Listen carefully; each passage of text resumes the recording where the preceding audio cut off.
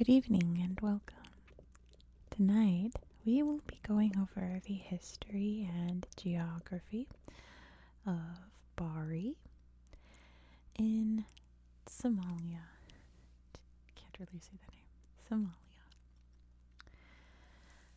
Somalia is in eastern Africa, located in a region known as the Horn of Africa.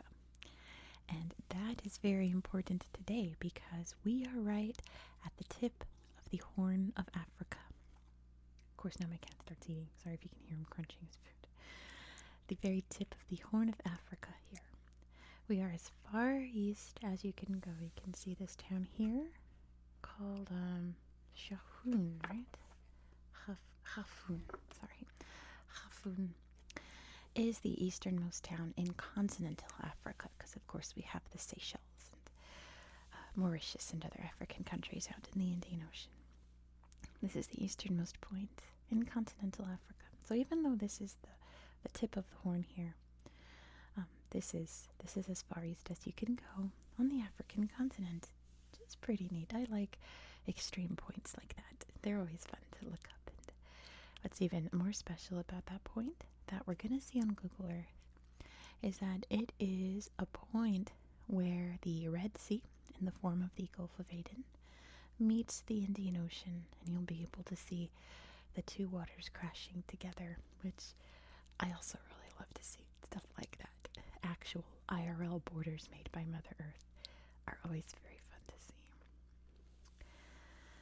The capital of Bari is Bosaso. You can see up here on the Gulf of Aden coast.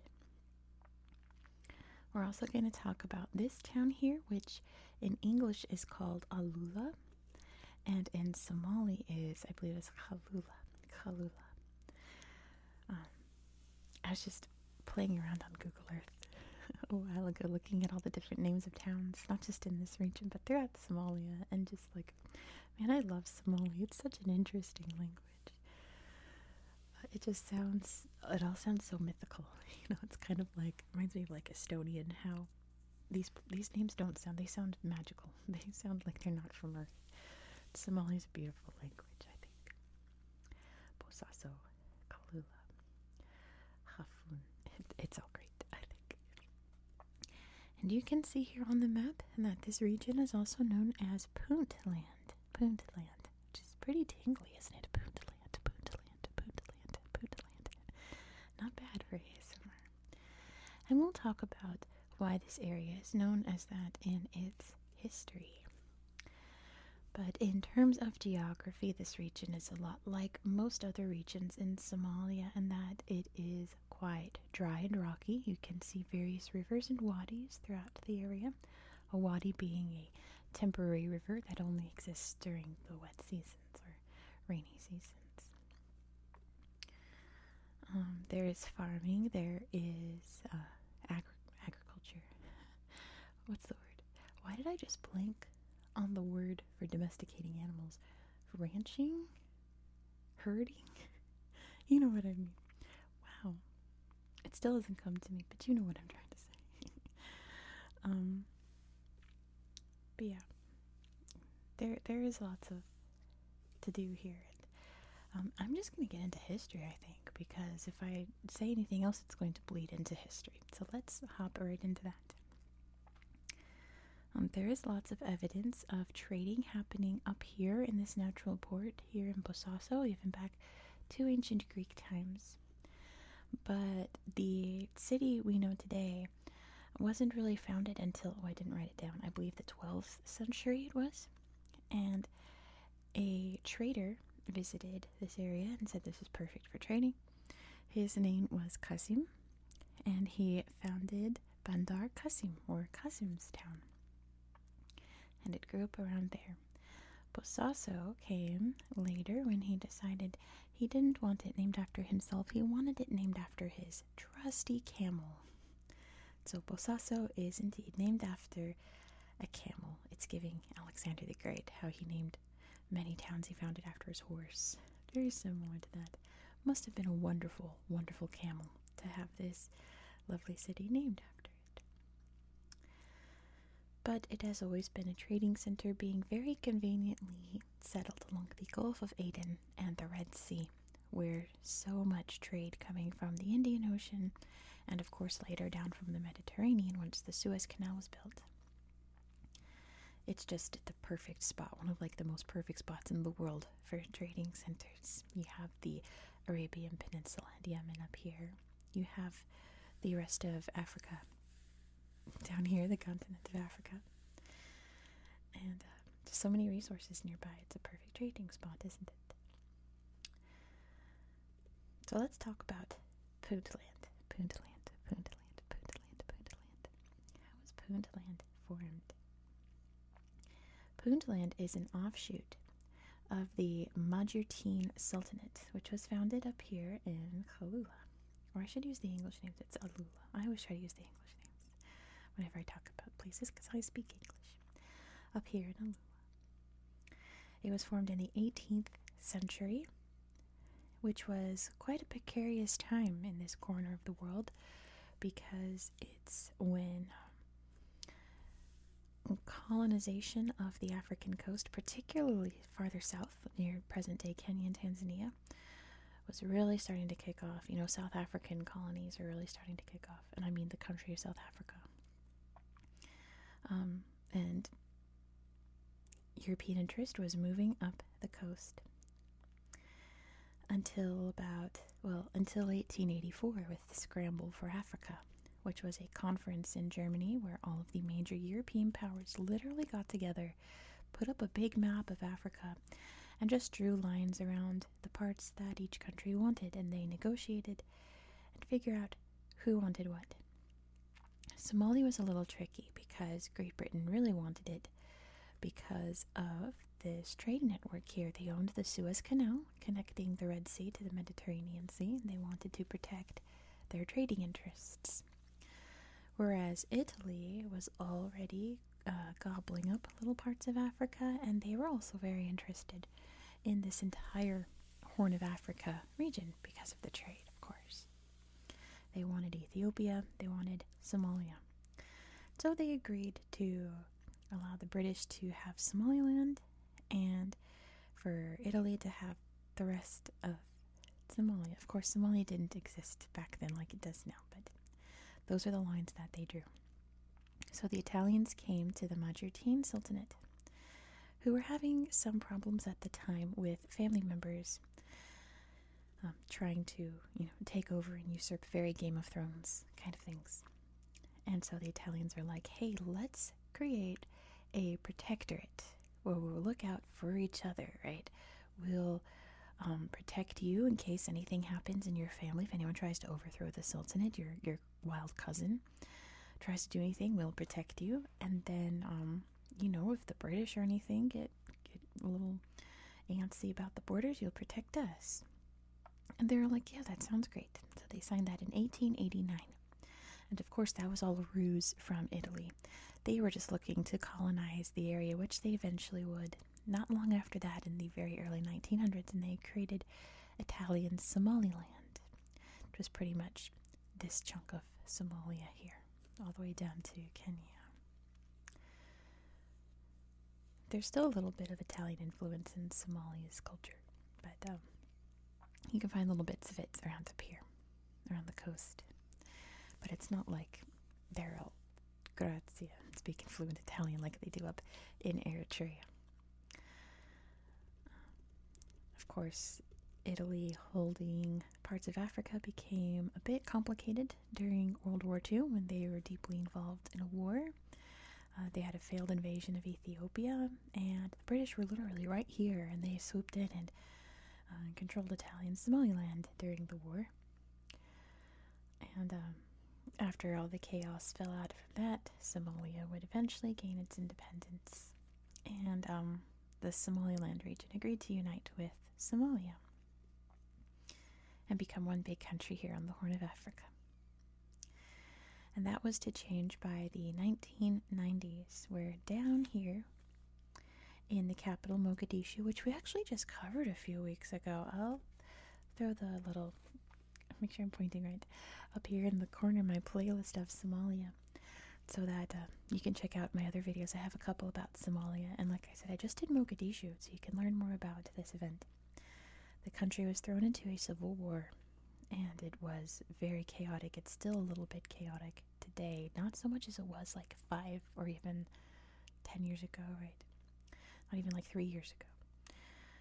But it's still very complicated. And many regions in Somalia decided to split off and away from the main Somali government, which was in complete anarchy, chaos, and create their own administrative region. So that's how we have Somaliland here, and that's how we got Puntland.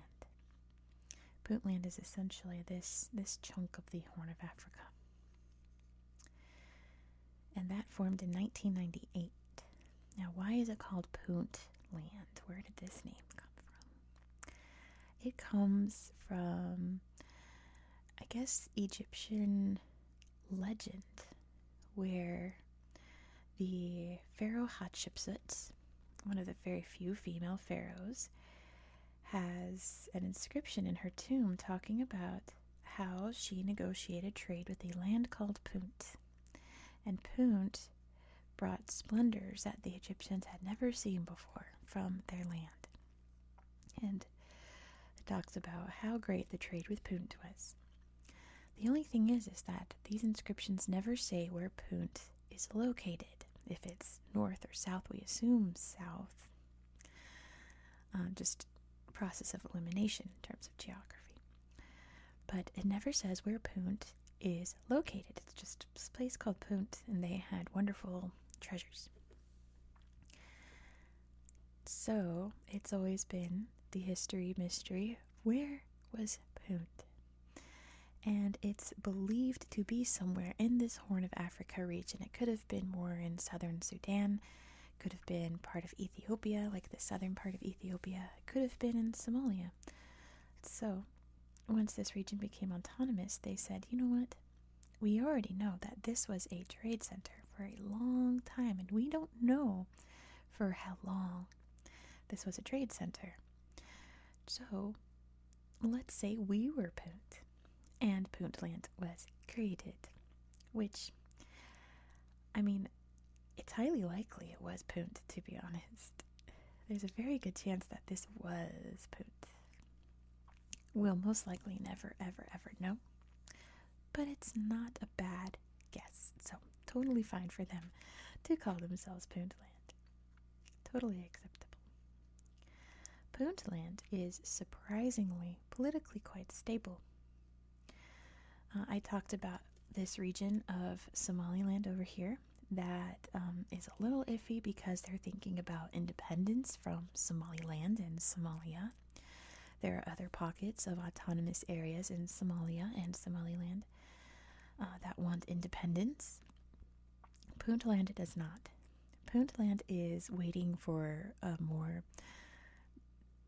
stable reunification with the rest of Somalia. We don't know when that will be. It could be next year, it could be in 10 years. And it just seems like Puntland is just sitting around waiting and doing its own thing, electing their own leaders very peacefully. They have a democratic system where everyone is allowed to vote, and it's just kind of doing its own thing. I was trying to look up any shocking news or events since the formation of Puntland. Really didn't find much that wasn't too out of the ordinary. So nothing too remarkable, which is always wonderful, isn't it? We don't want disastrous stories coming out of areas, especially a region like Somalia, which has been so unstable for so long. We want boring political elections and things like that. We want just administrative nonsense instead of events, right? We don't want things like that in the long run. We want just boring, everyday, regular lives, don't we? Because that means there's peace. That means there's normalcy. And that means it's wonderful, to be honest. Sometimes boring is the best thing. So I'm going to stop rambling. I'm going to grab my tablet, and we're going to explore this region on Google Earth. I hope you'll come with me. Let's go. Of course, my cat starts eating again. here we are in Bari. Remember, this region is not called Puntland because Puntland extends a little bit farther south from Bari, but this is Bari. And let's start by zooming out so you can see exactly where we are. So you can clearly see the pronounced Horn of Africa here. And Bari's on the very tip. Here's the Indian Ocean. Here's the Red Sea into the Gulf of Aden here. And there's the tip of the Horn of Africa. I know I've said it over and over in my videos, but it's always very interesting, and you can really see it from a shot like this. The Horn of Africa is breaking off from the African continent, deep, deep down in the layers of the earth. The continent is ripping apart, and you can see this area here called the Great African Rift, which creates this very dry, rocky terrain up here in Somalia and eastern Ethiopia, and up here in Djibouti and Eritrea and northern Ethiopia. It's really pronounced. It's how we get the African Great Lakes region, because this area is ripping apart. We also get lots of volcanic activity, and as you'll see here in Bari, some hot spring activity.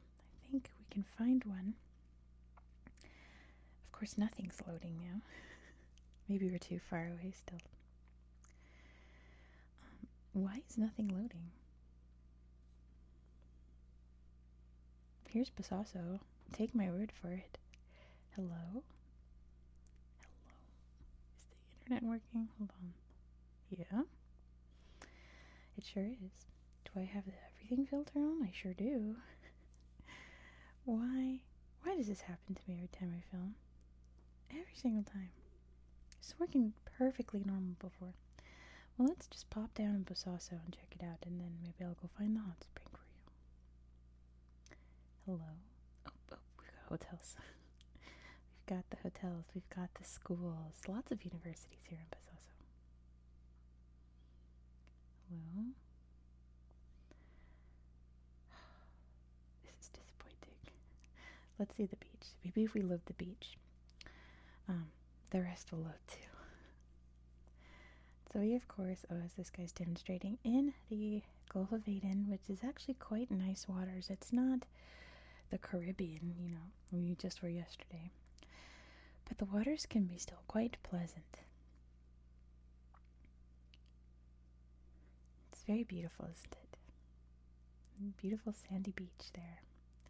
And gorgeous coastline. And looks like the tide's a little low here. It's all very pretty. Isn't that a lovely beach? And there's the bustling city. You can see the port there. Alright, are you ready? I'm talking to Google Earth. Are you ready to load anything? It's not. Okay. Let me cut real quick so I can reload Google Earth. 1 eternity later. Oh my gosh, that was aggravating, you guys. I had to switch internet connections, restart this app a million times, and just try to scroll around. I was in like Djibouti City and Hargeisa, just letting things load, and came back here and things finally loaded. Took like 10 minutes. Oh, so annoying. Anyway. Oh, do you notice the airport's named Bandar Qasim? Like the town used to be called. I never noticed that. Anyway, here's Bosaso. Busy, bustling town. Of course, it's no Mogadishu, right? Looks like it's all flooded here. That's unfortunate. Hope all was well, but it is a big port town, of course. Beautiful mosque. I love that blue color. Busy little parts of town here. There's a big bustling city there by the sea. That's Bosaso. So now I don't know if that hot spring's gonna pop up. We got this beach popped up, Mariro Beach, which is really beautiful. It has some lovely rock formations that this guy here's gonna demonstrate for us. And you can see the beautiful water here, the Gulf of Aden. Things being shipped around. It's beautiful waters there. Some of the best diving in the world, like scuba diving in the Gulf of Aden and the Red Sea. Lots of interesting things to see in the beautiful clear water. Now, who knows if the hot spring that I found will pop up over here. But you may just have to take my word for it. It's not like, oh my gosh, you gotta see this hot spring. It's so beautiful. It is just a little pool of water. But it is kind of neat, you know? You don't think Somalia and hot springs in the same sentence, do you? So this is, whoa, this is the very tip of the Horn of Africa right here. And there's an old Italian faro or lighthouse here. Isn't it beautiful? Cat's scratching. Ignore him. Of course, they're all ruined now, all abandoned, because they were built during the time of the Italian colony. Here it is in its glory from 1930. There's another one over on the actual easternmost point of the Horn of Africa. Over here. Here's Hafun. And my things are loading. So here it is, the easternmost point in continental Africa. And we got to see it because, look, you can see the two waters coming together. Isn't that something? You can see this down in like South Africa too, at the Cape of Good Hope. I find it so fascinating. So this was a little, I believe this was them making the lighthouse that's over here. It could have been a fort, big galleon there. That's pretty much what it looks like today. I think there's a little plaque saying you're at the easternmost point of Africa. And there's, lots of old ruins there. Beautiful waters crashing together. How fascinating is that? Very natural. Oh, what are they doing? They're doing something. It's just a little natural barrier that Mother Earth created for us. Pretty fascinating. Maybe this is it. No, that's not it. That's just a beautiful picture. Because we're nowhere near the hot spring that I found. It was somewhere near Bosaso. Maybe it was up near, I was checking out this town too. And lots of other pretty coastal cities over here. Let's see. I don't remember the sideshow. Isn't it nice? Little sandbar there. Very old buildings from a long forgotten time. You can see the little inland waters there. Oh, marshy. The tip there. Big rivers coming through to the sea. But you can see just how mountainous it is, isn't it? Don't want to go too far. We don't want to wind up in Somaliland. Let's see. Okay, we're good. We are good. So if I can't find it, I think that's all I wanted to show you. So why don't we find a random slideshow? I think this was a pretty one. Let me just make sure that I'm still, we're still in Bari. Kandala. And the pretty buildings there. So we are going to end it here for tonight. Just take my word that there are some hot springs around, and they're quite nice for little hot springs. Thank you so much for watching.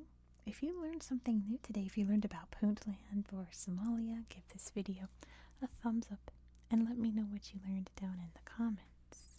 And if you enjoy this style of content, please consider subscribing.